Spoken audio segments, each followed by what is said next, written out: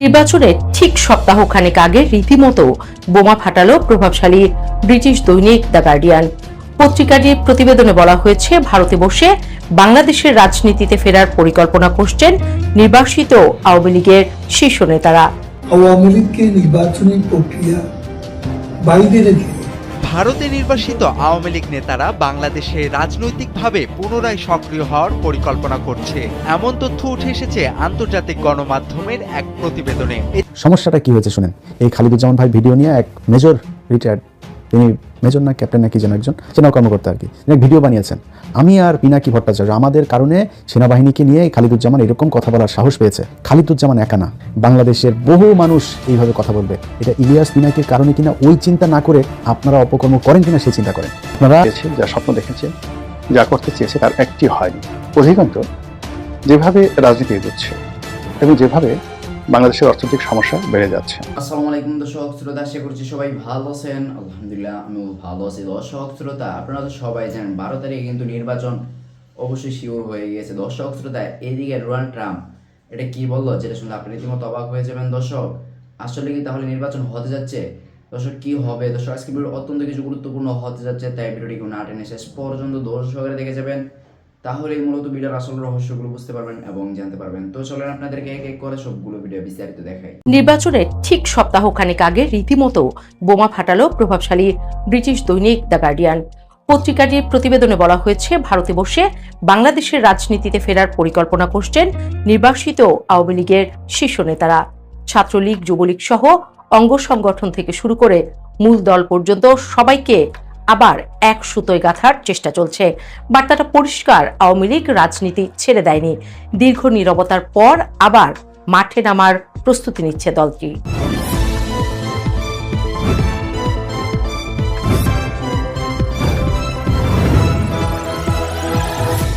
এই প্রস্তুতির প্রকাশ্য ইঙ্গিত মিলেছে দিল্লির একটি বৈঠকে। সপ্তাহ দুয়েক আগে শেখ হাসিনার সাথে দিল্লিতে বড় বৈঠক করে যুক্তরাজ্য আওয়ামী লীগের একদল নেতা। নির্দিষ্ট করে বললে গত 21 জানুয়ারি লন্ডন থেকে যুক্তরাজ্য আওয়ামী লীগের 5 নেতা দিল্লিতে এসে শেখ হাসিনার সঙ্গে সাক্ষাৎ করেন। এই নেতারা হলেন যুক্তরাজ্য আওয়ামী লীগের সভাপতি জালাল উদ্দিন, সাধারণ সম্পাদক সৈয়দ সাজিদুর রহমান ফারুক, যুগ্ম সাধারণ সম্পাদক ও সিলেট সিটি কর্পোরেশনের সাবেক মেয়র আনোয়ারুজ্জামান চৌধুরী, সাংগঠনিক সম্পাদক আহাদ চৌধুরী ও যুক্তরাজ্য যুবলীগের যুগ্ম সাধারণ সম্পাদক জালাল খান। ভারতে এক সপ্তাহের সফর শেষে 26 জানুয়ারি তারা লন্ডনে ফিরে যান। আওয়ামী লীগকে নির্বাচনী প্রক্রিয়া বাইরে রেখে ভারতে নির্বাসিত আওয়ামী লীগ নেতারা বাংলাদেশে রাজনৈতিকভাবে পুনরায় সক্রিয় হওয়ার পরিকল্পনা করছে, এমন তথ্য উঠে এসেছে আন্তর্জাতিক গণমাধ্যমের এক প্রতিবেদনে। এতে নতুন ছক কষছে তারা। কি এমন নতুন ফোন দিয়ে এঁটেছে আওয়ামী লীগ? আসুন জানি বিস্তারিত। দেশ ছাড়ার পর দলটির শীর্ষ ও মধ্যম সারির কয়েকজন নেতা কলকাতা সহ এর আশেপাশের এলাকায় অবস্থান করে নিজেদের মধ্যে যোগাযোগ বজায় রাখছে এবং ভবিষ্যৎ রাজনৈতিক কৌশল নিয়েও আলোচনা করছে তারা। প্রতিবেদনে বলা হয়েছে, 2024 সালে রাজনৈতিক পট পরিবর্তনের পর আওয়ামী লীগের অনেক নেতা আত্মগোপনে চলে যান কিংবা দেশ ত্যাগে বাধ্য হন। বর্তমানে তারা প্রকাশ্যে খুব একটা সক্রিয় না থাকলেও আড়ালে দল পুনর্গঠন, সমর্থকদের সঙ্গে যোগাযোগ এবং দেশে ফেরার সম্ভাব্য পথ খোঁজার চেষ্টা চালাচ্ছেন। নির্বাসিত নেতাদের কেউ কেউ দাবি করছেন, বর্তমান পরিস্থিতি অনুকূল হলে তারা আইনি ও রাজনৈতিক প্রক্রিয়ার মধ্য দিয়ে দেশে ফিরতে চান। তাদের ভাষ্য, আওয়ামী লীগ এখনো দেশের একটি বড় রাজনৈতিক শক্তি এবং জনগণের একটি অংশের সমর্থন তাদের পক্ষে রয়েছে।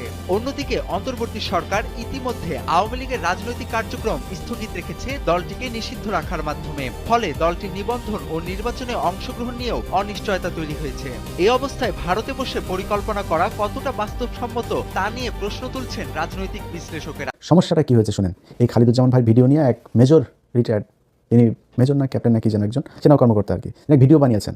আমি আর পিনাকি ভট্টাচার্য আমাদের কারণে সেনাবাহিনীকে নিয়ে খালিদুজ্জামান এরকম কথা বলার সাহস পেয়েছে। খালিদুজ্জামান একা না, বাংলাদেশের বহু মানুষ এইভাবে কথা বলবে। এটা ইলিয়াস পিনাকির কারণে কিনা ওই চিন্তা না করে আপনারা অপকর্ম করেন কিনা সেই চিন্তা করেন। আপনারা চান হচ্ছে কি জাউরামি যত ধরনের আছে সব করবেন, কেউ কিছু বলতে পারবে না।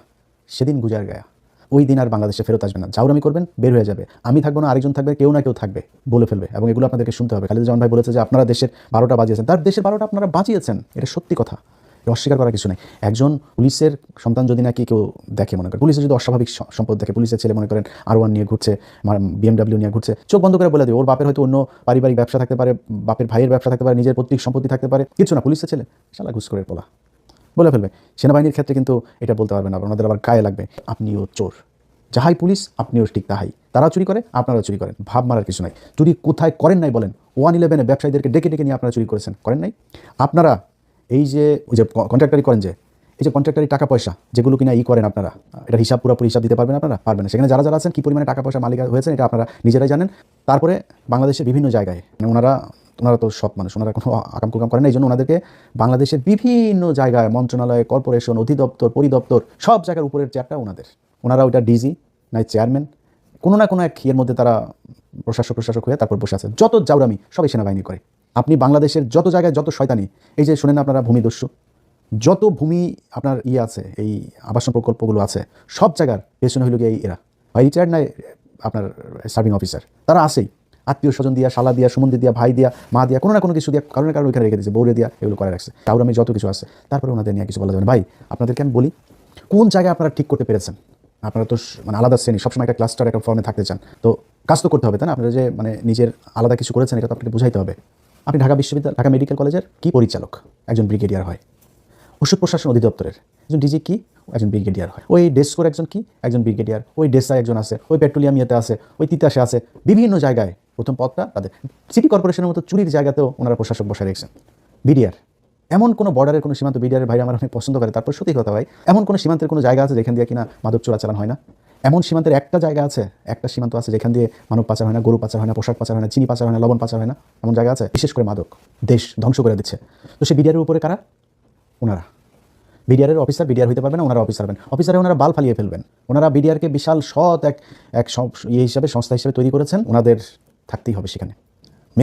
বিডিআরের মেরে সাফা করে ফেলতে হবে, নাম পাল্টাইতে হবে, পোশাক পাল্টাইতে হবে, ওনাদের পাল্টানো যাবে, ওনারা ঠিক সে আগের মধ্যেই থাকবেন। জারের বাল আব্দুল্লাহ হয়ে গেছে।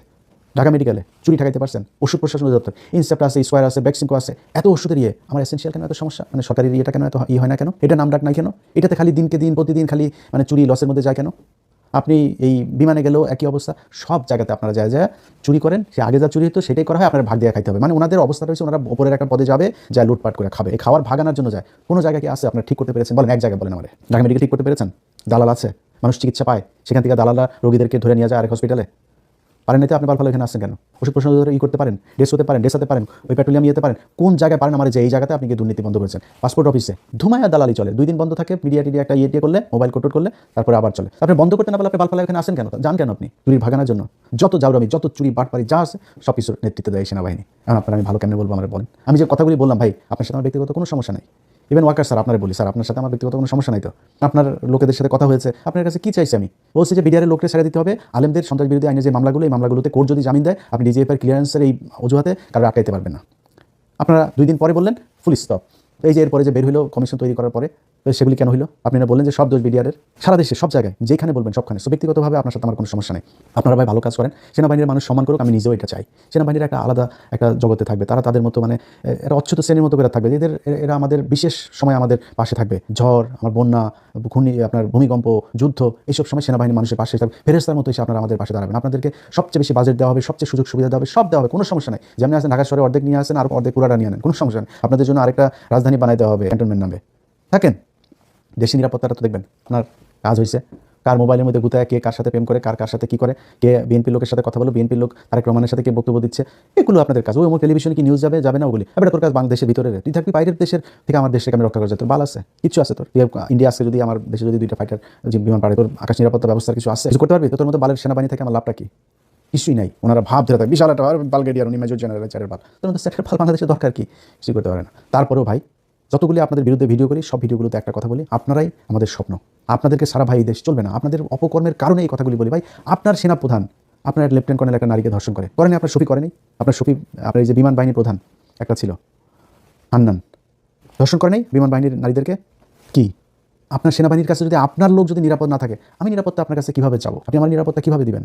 এইভাবেই দেশটা চলছে ভাই। এই জায়গা থেকে বের হইতে হবে। যদি বের হইতে না চান, যেটা এখন হবে, আগে মানুষ কথা বলতো না, আপনার নিয়ে কিছু বলতো না, এখন বলে। আসসালামু আলাইকুম রহমতুল্লাহি ওয়া বারাকাতুহু। সম্মানিত দর্শক, বিষয়গুলো নিয়ে সামাজিক মাধ্যমে বেশ খোলামেলা আলোচনা হচ্ছে।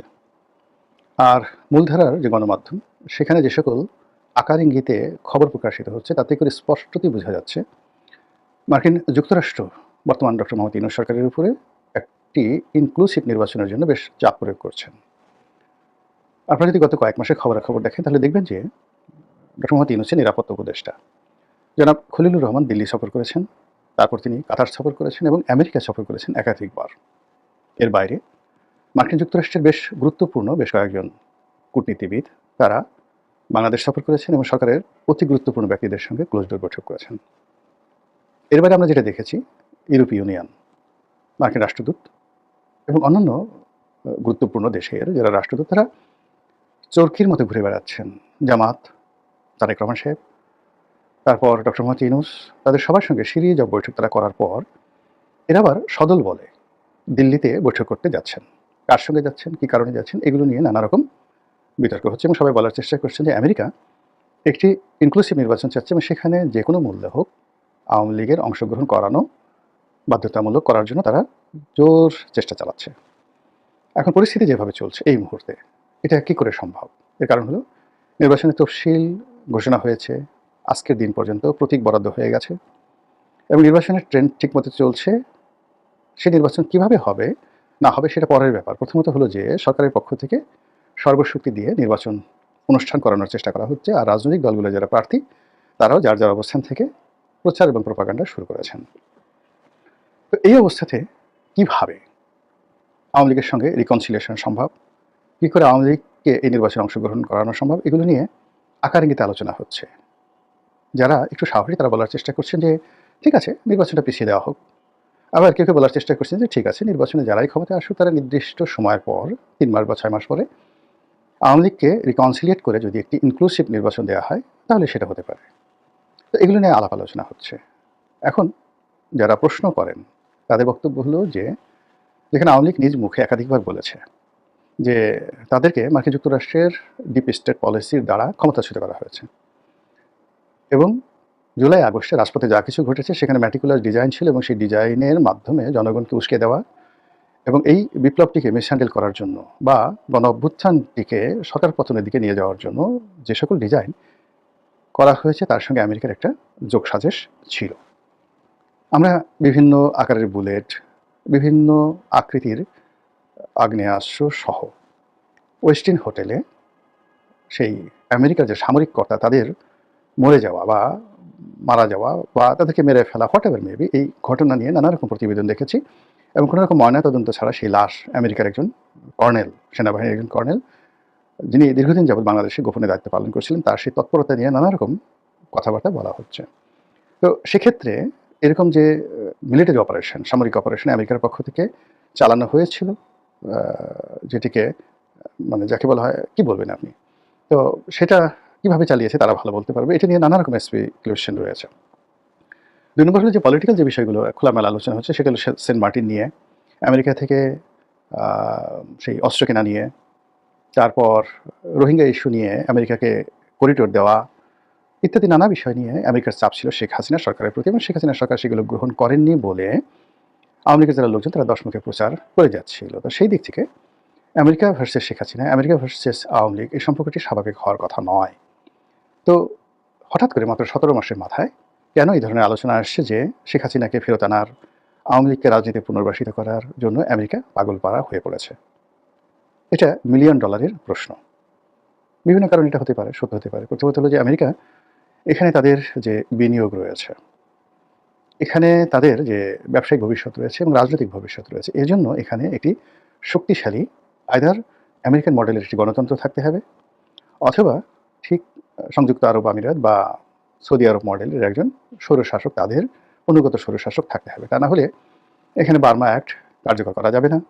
এখানে মার্কিন যে বিনিয়োগ রয়েছে সেই বিনিয়োগ অনিরাপদ থাকবে এবং এই অঞ্চলে মার্কিন যে কর্তৃত্ব রয়েছে সেটি আমেরিকার হাত ছাড়া হয়ে এটি ভারতের হাতে চলে যাবে অথবা এটি যেভাবে হোক না কেন চীনের হাতে চলে যাবে।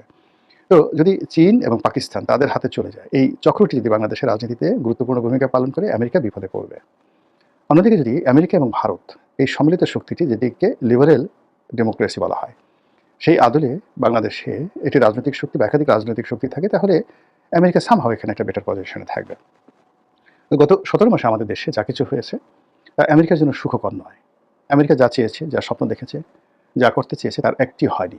অধিকন্তু যেভাবে রাজনীতি এগোচ্ছে এবং যেভাবে বাংলাদেশের অর্থনৈতিক সমস্যা বেড়ে যাচ্ছে, তাতে করে এই সরকারের পেছনে যদি আমেরিকার, অর্থাৎ বর্তমান ইউনূস সরকারের পেছনে যদি আমেরিকার কোনো মৌন সমর্থন থাকে, সেটি তাদের জন্য গলা কাটা হবে। দ্বিতীয়ত, যে যদি এখানে ইসলামী রেডিক্যাল যে পলিটিক্যাল ফোর্সগুলো রয়েছে তারা আফগানিস্তানের মতো, পাকিস্তানের মতো অতি শক্তিশালী হয়ে পড়ে, তাহলে আমেরিকার আমও যাবে, সালাও যাবে। তো এই জন্য আমেরিকা আসলে এখানে তাদের যে সিদ্ধান্ত, সেই সিদ্ধান্ত তারা পরিবর্তন করতে চাচ্ছে। এই গেল এক, হতে পারে। মানে এটা হলো আমি একটা বিশ্লেষণ, আমার কোনো ব্যক্তিগত মতামত নয়, আমি শুধু বললাম এটা হতে পারে। দ্বিতীয়ত হলো যে মিস্টার ডোনাল্ড ট্রাম্প ব্যক্তিগতভাবে তিনি নোবেল পুরস্কার বিরোধী, নোবেল শান্তি পুরস্কার বিরোধী। ব্যক্তিগতভাবে তিনি ডক্টর মোহাম্মদ ইউনূসকে অপছন্দ করেন, এটা তিনি একেবারে প্রকাশ্যে বলে ফেলেছেন। তো সেই দিক থেকে মার্কিন যে পররাষ্ট্রনীতি, সেই পররাষ্ট্রনীতির ক্ষেত্রে মার্কিন ফেডারেল সরকারের একটা একছত্র আধিপত্য রয়েছে। আমেরিকার ইন্টারনাল ব্যাপারে দেখা গেল যে সেখানে ডোনাল্ড ট্রাম্পের খুব অল্প করণীয় আছে। সেখানের জুডিশিয়ারি এতটা স্ট্রং, সেখানকার যে গভর্নরের অফিসগুলো। প্রিয় দর্শক শ্রোতা, আপনারা তো ভিডিও দেখতে দেখতে ভিডিও শেষ পর্যন্ত চলে আসেন। অবশ্যই আপনাদের মতামত কমেন্ট বক্সে জানাতে ভুলবেন না। আর নতুন নতুন আপডেট ভিডিও পেতে অবশ্যই আমাদের চ্যানেল এখন সাবস্ক্রাইব করে দিন। তো আপনাদের সাথে আবারও দেখা হচ্ছে পরবর্তী এক ভিডিওতে।